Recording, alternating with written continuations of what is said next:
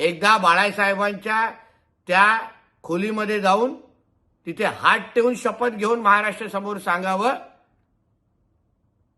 की रवींद्र वायकर, सुजित पाटकर, सूरज चव्हाण यांनी केलेल्या व्यवहारामध्ये कुठलाही उद्धव ठाकरे कुटुंबाचा हात नाही, हे सांगण्याची हिम्मत उद्धव ठाकरेमध्ये आहे का? सुजित पाटकर, रवींद्र वायकर, सूरज चव्हाण हे कोणाचे मुखवटे आहेत? कोणासाठी या कंपन्या तयार करून हे मनी लॉन्ड्रिंगचे पैसे फिरवत आहेत? मातोश्रीच्या 3ऱ्या माळ्यावर राहणाऱ्या कुठल्या वहिनी या रवींद्र वायकरच्या पार्टनर आहेत?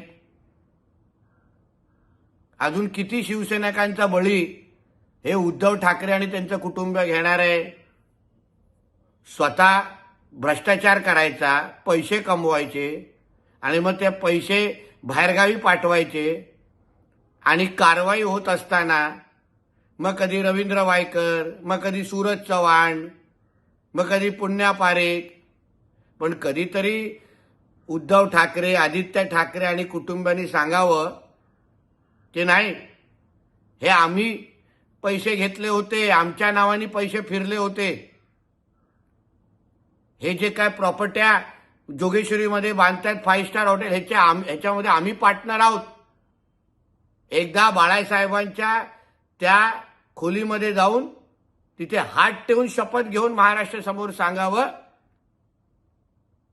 की रवींद्र वायकर, सुजित पाटकर, सूरज चव्हाण यांनी केलेल्या व्यवहारामध्ये कुठलाही उद्धव ठाकरे कुटुंबाचा हात नाही, हे सांगण्याची हिम्मत उद्धव ठाकरेमध्ये आहे का?